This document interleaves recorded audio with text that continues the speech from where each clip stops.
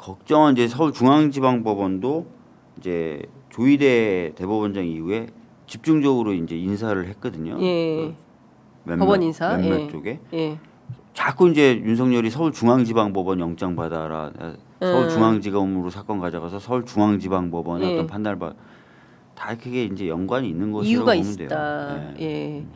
그러니까 지금 그 수사가 본격적으로 진행이 되고 있는데 그날 보니까 들어가는데 약 30초?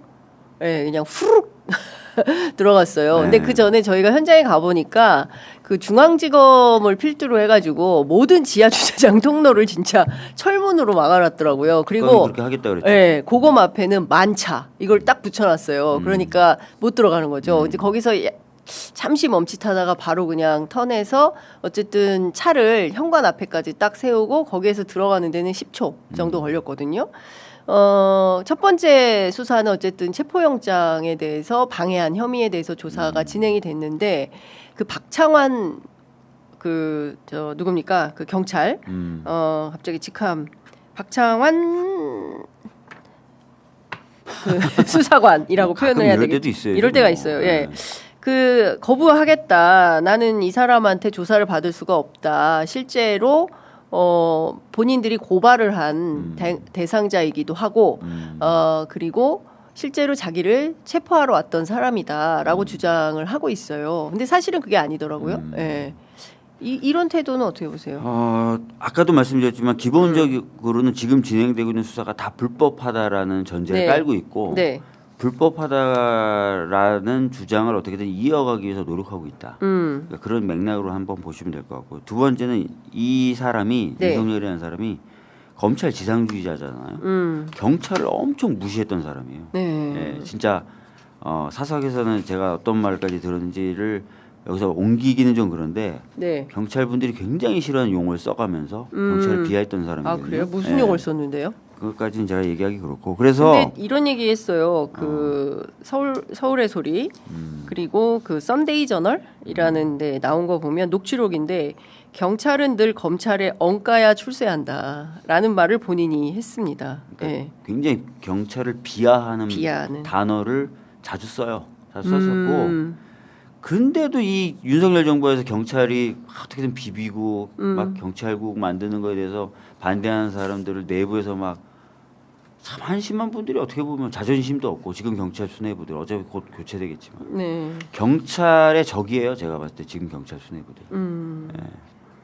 근데 어쨌든 그 기본적으로 경찰에 대한 비하 뭐 이런 것도 있지만 이 수사를 온전히 받고 싶지 않다라는 그러니까 아까 태도. 말씀드렸던 수사를 받고 싶지 않기 때문에 계속 수사는 불법이다 이렇게 얘기한 거고 네. 불법이라고 얘기하는 빌미나 핑계 중에 하나도 또 그렇게 든 거고 네.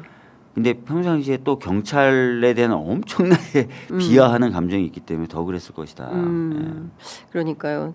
그래서 저는 일단은 오전 조사는 뭐 이렇게 실랑이를 하다가 마무리가 됐는데 오후부터는 뭐 조사 거부하고 3시간 반을 대치를 했다는 거 아니겠습니까? 그리고 나서는 그러면은 그냥 계속 갈 거냐 아닐 거냐. 그래서 특검이 판단을 해서 주제를 바꿔버렸더라고요. 외환죄하고 국무회의 관련 계엄해제 표결 방해한 국회의원들 추경호 의원 비롯해서 김정국, 조재철 뭐 두 검사, 그러니까 검사로 조사를 받게 해달라. 경찰한테는 조사받지 않겠다. 이제 이런 태도예요. 참 말씀드렸잖아요. 네, 그러니까. 근데 지금 뭐 오늘 어제도 이제 보도가 나왔지만 외환 유치와 관련해서는 여러 가지 혐의 내용들이 굉장히 많이 드러날 걸로 보이고 검찰이 특히 조은석 특검이 윤석열 조사하는 방식, 태도 이런 건 좀 어떻게 보세요? 제대로 잘 하고 있다 이렇게 지금 평가하십니까? 전혀 현재까지는 타협하는 모습은 볼 수 없죠. 일체에. 네, 예를 들어서 뭐 출석 방법 이런 것들에 대한 기싸움이 있었는데 네. 아까 말씀하셨던 것처럼 지하 통로 같은 거 다 막아버리고 용납할 수 없다 이렇게 네. 얘기한 거고 그래서 현재까지는 뭐 원칙적인 모습을 잘 보여주고 있어요. 근데 그 부분은 다 예상했던 거 아닙니까? 윤석열에 대해서는 대차게 수사할 거다. 대차게 할 거다. 예.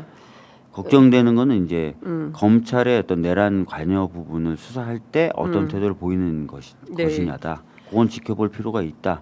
기대도 하지만 약간 그 부분은 매의 눈으로 봐야 된다. 뭐 이런 얘기를 했죠. 그 첫 번째 수사에서 스타트를 박창환 총경 경찰청 중대범죄수사과장 이 과장을 첫 번째 그 조사자로 내보낸 이유가 뭐라고 보세요? 그러니까 애초에 이 사건은 경찰에서 수사했던 사건이잖아요. 네. 그리고 경찰이 제일 잘 알아요. 네. 예, 그러니까 뭐 이 부분에 대해서 그러니까 여러 혐의가 있는데 네. 체포영장 문제를 먼저 얘기한 것은 제일 분명하고 편하죠. 쉽죠. 이걸로 구속영장 치기가 아니면 아니, 수사도 쉽고 네. 뭐 필요하면 뭔가 더 다음 단계로 나가기가 되게 쉽죠. 네. 영장 집행 불응한 건 다 봤거든. 그렇죠. 뭐 증거라는 게 필요 없어요. 전 국민이 다 봤죠. 진술도 필요 없어 사실은. 예. 다 알잖아요. 예, 다 봤어요. 네, 다 봤잖아요. 예, 라이브로 다 봤습니다. 그렇기 때문에 예. 이거는 수사가 굉장히 간이하고 빠르게 뭔가 다음 조치로 넘어가기가 쉬워요. 근데 외환 유치 같은 경우는 네. 복잡하죠, 좀. 그렇죠. 예. 예. 뭐 한 사람의 진술로 해결될 수 있는 문제도 아니고. 예. 그렇기 때문에 이건 단계를 밟아가는 거의 첫 단추 정도인데 사실은 영장을 집행을 거부한 거는 마무리죠. 본인에게 진술을 받는 게. 예. 그렇게 보시면 돼요. 그렇군요. 근데 많은 국민들께서 기대하는 것은 내란 속에 윤석열 계속 돌아다니고 있기 때문에 빠른 구속 수사가 필요한 거 아니냐라는 판단을 하고 있어서 혹시 요걸로 먼저 구속에 예 기화를 삼는 거 아니냐라는 판단을 했는데 근데 어쨌든 지금 이 수사는 경찰로부터 받지 않겠다라는 거잖아요. 그러면 어떻게 아니 경찰이 판단해서 체포영장이나 구속영장 다시 특검에 의뢰하면 돼요. 신청하면 경찰이 돼요. 예, 신청하면 돼요. 예. 그러면 또 그 영장이 의뢰가 되었을 때 판단해서 특검이 청구하면 되는 거죠. 그러니까 신청은 법원에 경찰, 경찰, 청구는 검찰. 이 구조가 그대로 있는 거예요. 예. 그러니까 이거는 특검이 판단하에 내가 많은 사건을 가지고 하중 있게 무겁게 몸을 움직일 거냐, 네. 빠르게 이 기존에 수사하던 기관들이 결론 낼 수 있으면 그쪽을 도와주는 방식으로 갈 거냐 판단할 수 있다. 근데 예. 이 영장 집행 거부 같은 경우는 너무 분명하잖아요. 네. 온 국민이 다 봤는데 뭐. 예. 그래서 이런 거는 경찰이 해오던 거니까 빠르게 경찰이 치고 나가라라고 할 수도 있는 거죠. 네. 이 수사기관 확보나 이런 데도 도움이 될 수 있어요. 왜냐하면 경찰 단계, 검찰 단계가 구분돼 있고 각 단계마다 구속기관이 따로 산입이 되잖아요. 네네. 근데 특검이 가져와 버리면 바로 특검 검찰 단계부터 기산이 되니까 기간이 짧아져요. 오히려 예. 예. 그런 것도 다 판단할 수 있는 거죠. 그래서 말씀하신 대로 이걸로 영장을 치겠다 구속영장. 네. 그럼 경찰 단계에서 하는 게 맞겠죠. 그러면 기간을 더 2배로 쓸 수 있잖아요. 어느 정도 시점에 특검이 구속영장 청구할 거라고 보세요? 제가 보기에 이 부분은 만약에 이거로 칠 거라면 네. 뭐 이번 주에도 칠 수는 있죠. 이번 주에도 예. 좀 7월 지나서 하거나 이럴 특검은 이런 판단이 들었을 거예요. 어떤 판단? 어제 소환을 해서 조사를 하는 과정도 쉽지 않았잖아요. 네. 계속 기싸움하고 그렇죠. 소환해서 조사해봤더니 뭐 나와가지고 뭐 삐대고 예. 입석을 안 하고 입실을 예. 안 하고 예.